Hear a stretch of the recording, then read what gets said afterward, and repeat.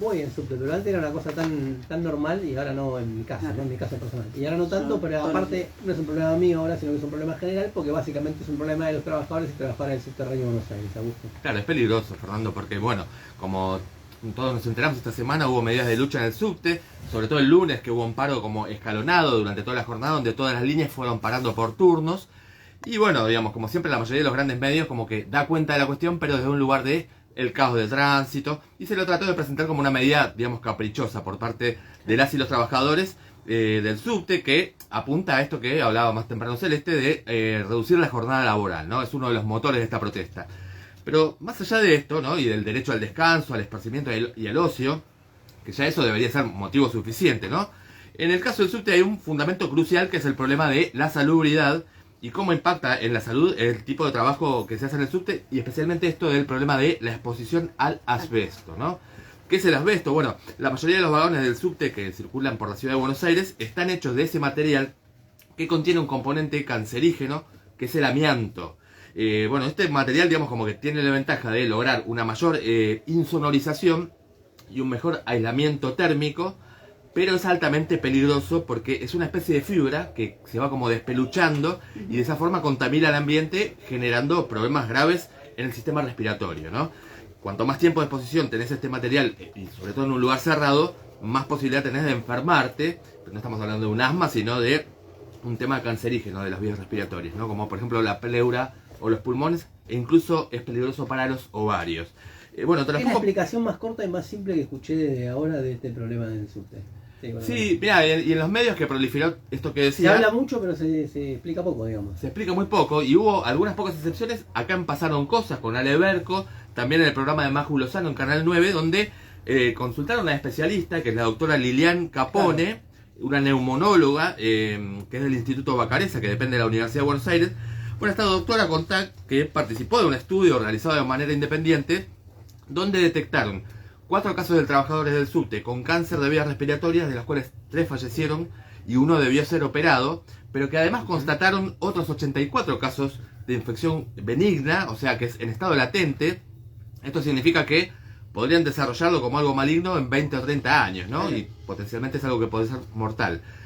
O sea que son más de 90 los afectados sobre un total de 2.800 estudiados en el subte, que fueron detectados por un estudio que exigieron los propios trabajadores y su cuerpo delegado, ¿no? Los metrodelegados, porque además se descubrió que la empresa estaba como alterando los exámenes, mejor dicho, la empresa de medicina laboral que trabaja para Metrovías, ahora es Emova, ¿no? Que cambiaron los colores y cambiaron el nombre, pero sigue siendo lo mismo. Bueno, ¿qué pasa? Hacían un tipo de radiografías que ocultaban la inflamación de los órganos, entonces nunca aparecía nada de estos problemas, ¿no? Bueno, este es un problema muy urgente.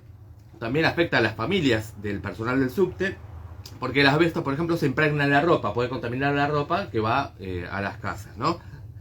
Por eso, digamos, este es quizá el reclamo principal, el de la desabestización del subte, o sea, el retiro total de este material, que además está prohibido en Argentina por el Ministerio de Salud en el año 2003. O sea, que no es algo ilegal, además. Pero en algunos países, por ejemplo, se deshicieron de vagones por este peligro. En la red de subtes de Madrid, por ejemplo, los descartaron, los sacaron de circulación en el año 2011. ¿A qué no saben a dónde vinieron esos vagones? ¿Quién los compró? Bolivia. Suena. Paraguay. ¿Sabe que no? No, más Chile. cerca. No. Metrovías, junto al gobierno de la Ciudad de Buenos Aires en el año 2014, en el segundo mandato de Macri, y son los vagones contaminados que tomamos todos los días para viajar por la ciudad. Mamadera. Mamadera. Estaban de oferta, digamos, sí. Bueno, más allá de esto, digamos, el trabajo en el subte es insalubre por otros factores, ¿no? Como la exposición al grafito, también la pérdida de noción espacio-temporal al no ver la luz solar durante bastante tiempo, claro, o por ejemplo la menor presencia de oxígeno, ¿no? Abajo de la tierra. Todo esto estuvo reconocido, por ejemplo, en 1944 y siempre fue el fundamento de la reducción de la jornada laboral. Pero bueno, a lo largo de la historia como que hubo siempre un tironeo entre los trabajadores y trabajadoras y los gobiernos y la empresa, que siempre tienden a desconocer el carácter de trabajo insalubre, ¿no? Por ejemplo, lo derogaron la dictadura de Onganía, la dictadura de Videla, por supuesto, también. El gobierno de Menem, junto a la empresa Metrovías, del Grupo Rollo en los años 90, quitaron y pasaron a las 8 horas. Bueno, y por ejemplo, pese a que en 2001 la legislatura de la ciudad reconoce la insalubridad y plantea devolver el régimen de las 6 horas de trabajo, el gobierno de aquel momento, que era Aníbal Ibarra, vetó la ley.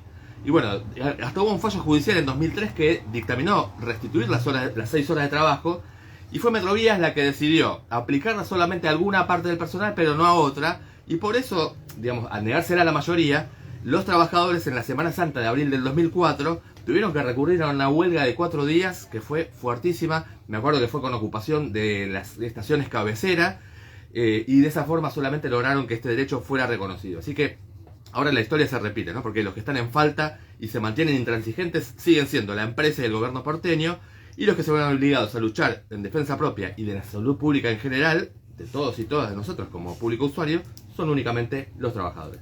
Clarísimo. Lo que pasa en el subte como solo lo escuchás en el Círculo Rojo.